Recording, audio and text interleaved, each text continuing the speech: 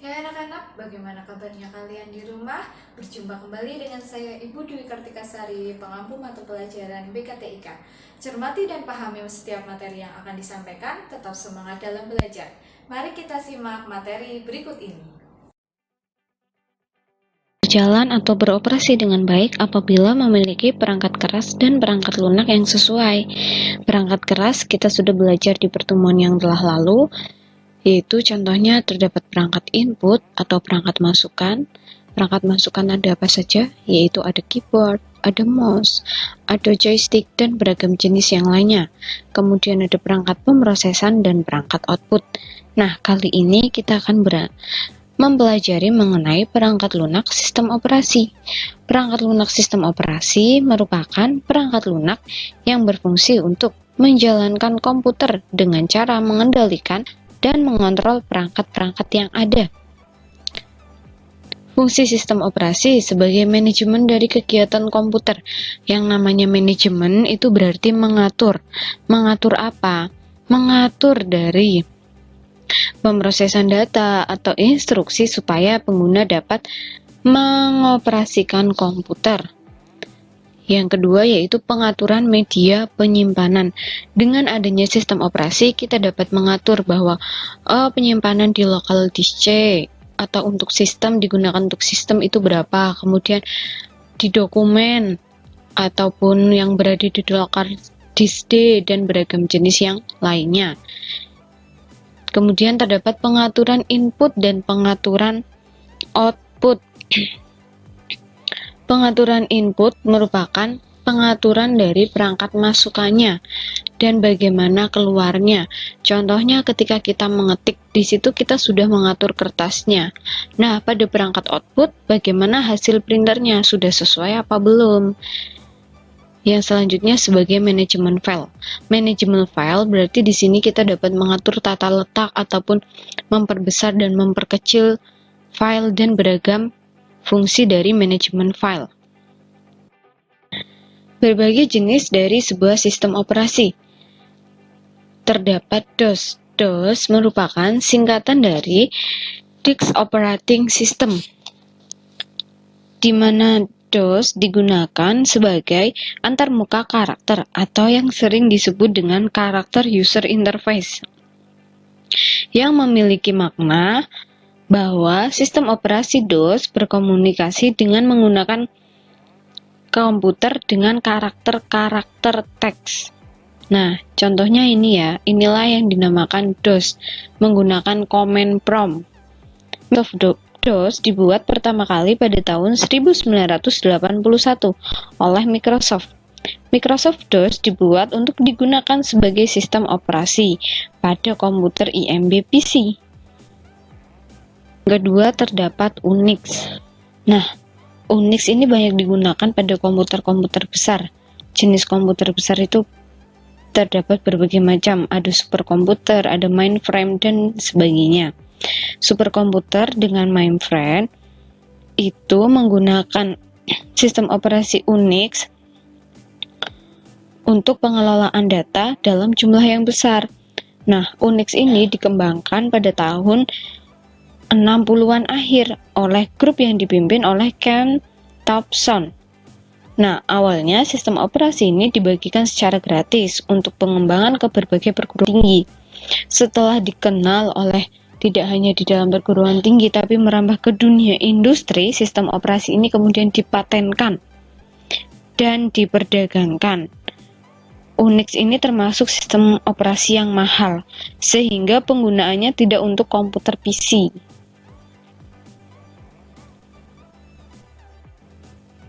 Yang kedua, terdapat Windows. Nah, kalian pasti sudah tidak asing dengan yang namanya Windows kan? Bagi kalian yang telah memiliki komputer, biasanya akan muncul logo yang bergambar ada orange, biru, hijau, dan kuning. Nah, itulah logo dari sebuah Windows. Windows pertama kali dikeluarkan oleh Microsoft pada tahun 1990. Windows ini kelanjutan dari Windows 1.0. Dan Windows 2.0 dimunculkan pada tahun 1985. Nah, Windows ini paling banyak digunakan sebagai sistem operasi karena penggunaannya yang mudah dan ramah, atau bisa kita sebut user-friendly. Kelebihan dari Windows yang lain bahwa program-program yang disediakan di dalam Windows atau aplikasi yang dapat dijalankan di dalam Windows itu sangat beragam. Tetapi kendala yang dihadapi oleh pengguna Windows harganya yang cukup mahal. Setiap komputer yang menggunakan Windows harus memiliki lisensi karena Windows itu tidak bersifat open source. Sistem operasi yang bersifat open source antara lain adalah Linux. Linux dikembangkan oleh Linus Benedict Torvalds dari Finlandia. Linux dikembangkan dari sistem operasi Unix. Linux dapat dijalankan di komputer PC ya. Nah, Linux ini sistem operasi yang bersifat open source karena bagi user atau pengguna yang akan mengembangkan tidak harus membeli lisensi. Berbeda dengan Windows. Nah, Linux ini banyak digunakan sebagai sistem operasi untuk komputer server di perusahaan-perusahaan. Hal tersebut dikarenakan Linux ini memiliki tingkat kestabilan yang baik. Atau dapat diartikan bahwa kinerja Linux tidak menurun meskipun dijalankan cukup lama. Linux merupakan sistem operasi yang murah dan dapat digunakan untuk banyak komputer sekaligus tanpa harus terikat dengan lisensinya. Selanjutnya yaitu terdapat macOS. Sistem operasi macOS atau yang biasa kita gunakan yang terdapat pada HP ataupun notebook ataupun gadget laptop bermerek Apple ya. Nah, macOS itu disingkatan dari Macintosh yang merupakan sistem operasi yang digunakan pada produk komputer keluaran Apple. macOS ini dikeluarkan oleh Apple pada tahun 1984. Nah, sistem operasi ini sangat mudah digunakan meskipun oleh pemula sehingga langsung disukai oleh penggunanya.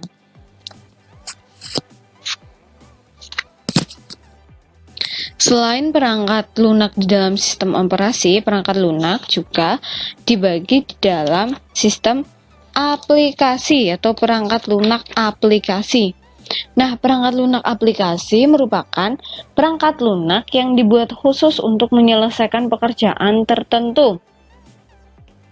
Jadi, perangkat lunak aplikasi itu digunakan untuk membantu user atau membantu pengguna ataupun manusia untuk menyelesaikan suatu pekerjaan. Contohnya di dalam perhitungan terdapat Excel, kemudian terdapat media untuk presentasi yaitu PowerPoint. Kemudian kita dapat mengetik naskah ataupun materi dan beragam jenis yang lain, aplikasi-aplikasi lain seperti terdapat untuk desain, untuk editing video. Nah, perangkat lunak yang selanjutnya yaitu perangkat lunak pemrograman. Di sini perangkat lunak pemrograman merupakan perangkat lunak yang digunakan untuk menyusun dari bahasa pemrograman atau instruksi mesin. Instruksi mesin yang digunakan untuk berinteraksi dengan komputer. Bahasa pemrograman digunakan juga di dalam membuat sistem operasi atau sebuah aplikasi. Jadi, ketika kalian menggunakan sebuah aplikasi atau menggunakan komputer, itu tidak serta-merta dari hardware dimasukkan ke listrik, mendapat aliran listrik, kemudian dapat dijalankan, itu tidak. Jadi, ada pengaturannya di dalamnya. Nah, bahasa pemrograman terdapat yang digunakan untuk Notepad++, terdapat Java, ada Python, ada Google Sketch, dan beragam jenis yang lain. Selain terdapat perangkat lunak untuk sistem operasi, perangkat lunak aplikasi untuk pemrograman, terdapat juga perangkat lunak yang membantu atau perangkat lunak bantu. Perangkat lunak bantu diartikan sebagai aplikasi tambahan yang mendukung kinerja komputer. Mendukung kinerja komputer di dalam hal apa saja, seperti mengecilkan file, kemudian mengubah file, convert ekstensi, dan beragam jenis fungsi dari program bantu ini. Contoh program bantu terdapat format factory di mana dia dapat mengkompres video, ataupun terdapat zip dan rar dan beragam jenis aplikasi yang dapat digunakan. Nah, selain dari penyusun ada perangkat keras dan perangkat lunak, tanpa seseorang yang mengoperasikan maka tidak akan berjalan. Nah, brainware ini membahas mengenai user atau pengguna, berarti sumber daya dari manusia. Brainware merupakan pengoperasian komputer. Karena secanggih apapun komputer, ketika sudah diciptakan tanpa ada yang menggunakan, komputer tersebut tidak dapat beroperasi. Maka dengan komputer tidak beroperasi, maka tidak akan menghasilkan apapun. Nah,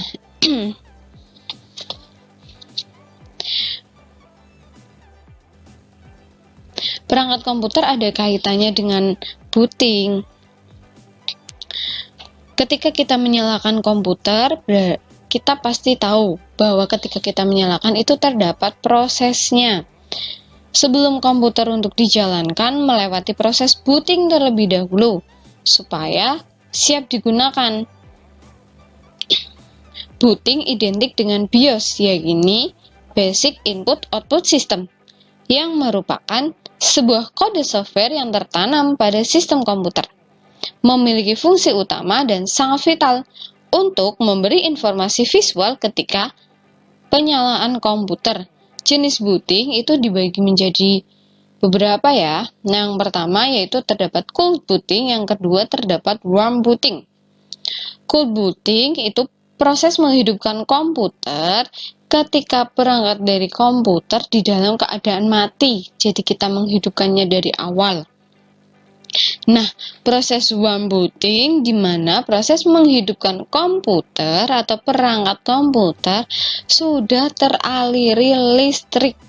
Biasanya proses ini dinamakan dengan proses restart, yang memiliki tujuan untuk mengulang kembali proses komputer dari awal, karena sebelumnya terjadi beberapa gangguan seperti crash program, kemudian ada melakukan pengaturan ulang sistem dan beragam jenis yang lainnya.